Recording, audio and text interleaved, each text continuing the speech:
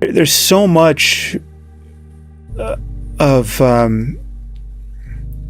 there's so much resonance between what I think is true and the kinds of things Jesus said. So, and this is relevant to your discussion and our discussion earlier about the deepest of all evils, right? Because that's a concern of yours. It's been a concern of mine. What's the darkest possible place? Well, that snake in those paintings represents that. And that's why in Christianity, the snake, which is a predator, is associated with Satan, right? As what would you say, the emissary of evil or malevolent, something like that. That's where I see the psychological link, let's say, because you want to put your psyche in the highest possible place, whatever that is. And we don't know what it is exactly, but it's something like what happens when you look up at the night sky. It's something like that. And if you do that, that means that your foot is simultaneously on that serpent. Yeah, well, dreams are very interesting because I think they are necessary, and we know a lot about the necessity of REM sleep for health, and so there's no question that dreams are doing good things for us, but they also are an experience of stark psychosis. I mean, they are a condition. Unless we're talking about lucid dreaming, this is a circumstance where you really have no idea what's going on. I mean, you are in reality asleep in your bed, and yet you have transitioned into another experience, where the laws of nature are violated. You're talking to dead people. The sky is the limit, right? And you're not even surprised. You're doing so little reality testing. You're not even surprised about these changes.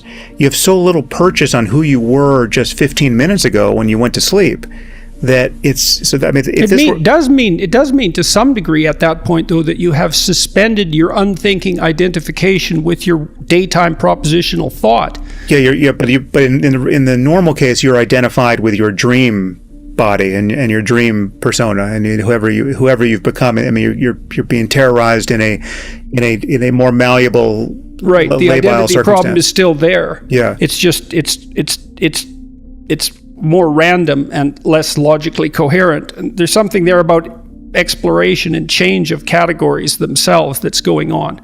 But I can see your point about it still being part of that. And more to the point, there's actually a very close connection between what happens with ordinary thought and dreaming. But the identification with thought is very much analogous to dreaming and not knowing that you're dreaming. And the switch from a normal dream to a lucid dream is analogous to the kind of waking up in the middle of life that I'm advocating here, where you can actually just recognize thoughts as thoughts.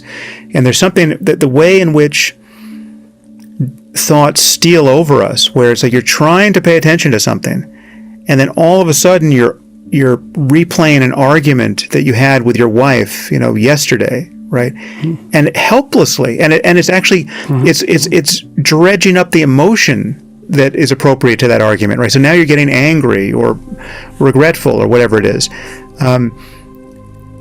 It's quite crazy. It's totally normal. I mean, this is the default state of most people most of the time. But given how unhappy the character of our conversation is with ourselves most of the time, given that the stories we're telling ourselves are less than perfectly inspiring and perfectly ennobling and great, opening us to great reservoirs of compassion and wisdom, right? They're not doing that. It's worth looking into this, and it does have this dreamlike character of both coming out of nowhere and completely seizing the reins of attention and identity and taking us elsewhere. And like, if you just imagine what it would be like to externalize your thoughts on a loudspeaker for everyone to listen to, and it was just helplessly, externalized. Every normal person would sound insane, because of the perseveration and just the redundancy and the strange structure to the discursiveness. I mean, this is this is ever present. It's so ever present that it doesn't strike people as strange. But to be presuming we have a dialogue with ourselves as though the I could talk to the me and that made any sense at all. It's like, I'm sitting here and you're getting set up for this interview, right? And I'll think, oh, I got to get some water, right? Now, I know if I'm the one to say it, and I'm the one to hear it, right? I know I need water. Who am I telling? Yeah. It's like I'm telling someone else. What's interesting here is that I think people, ordinary people who do not take psychedelics and who have no interest in meditation do experience interruptions in this sense of self a lot that just go unrecognized, and sometimes they go recognized because they're so-called peak experiences or flow experiences where they'll even the kinds of experiences you referenced, looking up at the Milky Way, the most beautiful encounter with a starry night you have, in that decade, say. You've gone to the place where there's the least light pollution, and you've got, a cloudless, moonless night, and then you point your gaze skyward and you get the full experience. That's, there are two experiences people tend to have when they have sought out a peak experience like that.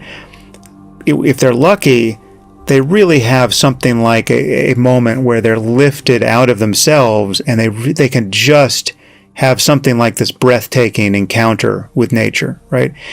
And then all too often that lasts, a second and a half, and then they're just talking about it and thinking about it and trying to get back to it, but they're still just jabbering to themselves and to whoever's with them, very likely, trying to get a hold of this thing where if you took mushrooms or if you took acid in that circumstance, well, then your linguistic, efforts to get this thing in hand are completely blown over, and you have the full, multi-hour encounter with the thing itself, right? And it's, that's what's so amazing about psychedelics is that whoever you are, let's leave aside the prospect of having a bad trip, which we about which many interesting things can be said.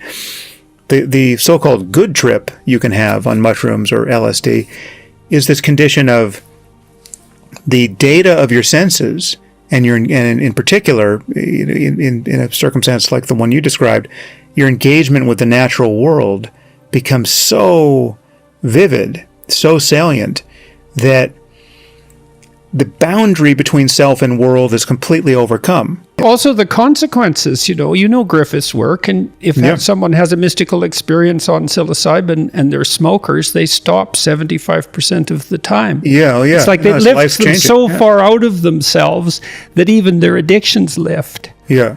Right, that's quite something. You talk about being possessed by that default network. Well, to be possessed by an addiction, like a nicotine addiction, is something like that gone wild. Yeah. And nonetheless, going there apparently has this transformative capacity. You also see the same thing with treatment for alcoholics. For years, alcohol researchers have known that the only reliable treatment for alcoholism is spiritual transformation. And that's hard-nosed empirical researchers have been wrestling with that for a long time. Well, it gives you the sense that, again, I'm not claiming that the beatific vision that one has on LSD or psilocybin is necessarily the true target state of one's spiritual life. It's in some ways I think it's not. There's something misleading about it. The experience itself proves beyond any possibility of doubt that it's possible to have an utterly transformative, and totally satisfying encounter with the present moment that isn't itself dependent on anything happening. It's a quality of your attention. Now, neurochemically, that's something obviously has to happen in order to allow you to pay attention that fully to anything. But there is a way of granting your attention to the present moment so that the sacredness of anything comes fully into view. You talk about the sacred. Right. And you accept that, and you also see it as revivifying and crucial to the prevention of suffering. Yeah. But you juxtapose that against religion. And so what's the difference as far as you're concerned between what's sacred and what's religious? Good question. Well, so maybe the best way to get at it is by reference to a principle, which is, I think anything that's true, right? And this is true scientifically, descriptively, but it's true spiritually, and it's true with respect to anything we would call sacred.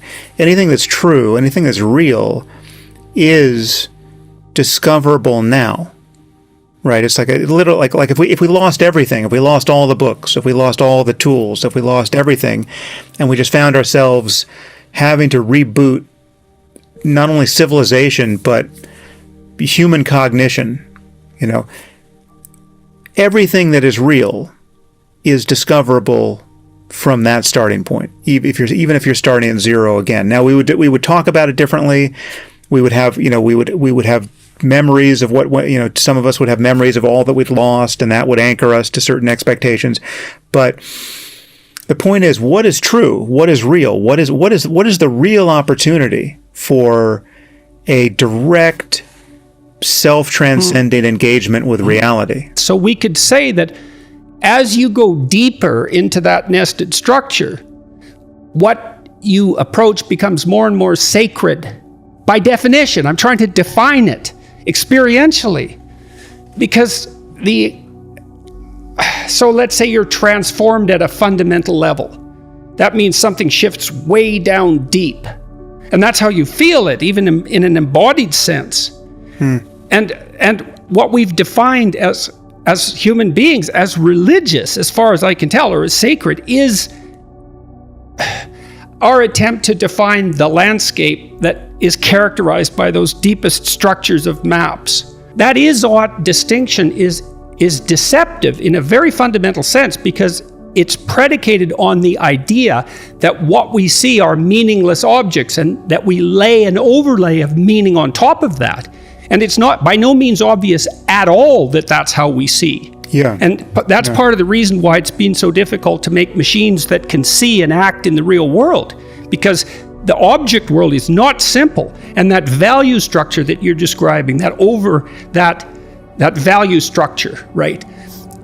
That is embedded in all of our perceptions in ways that we are only beginning to understand scientifically.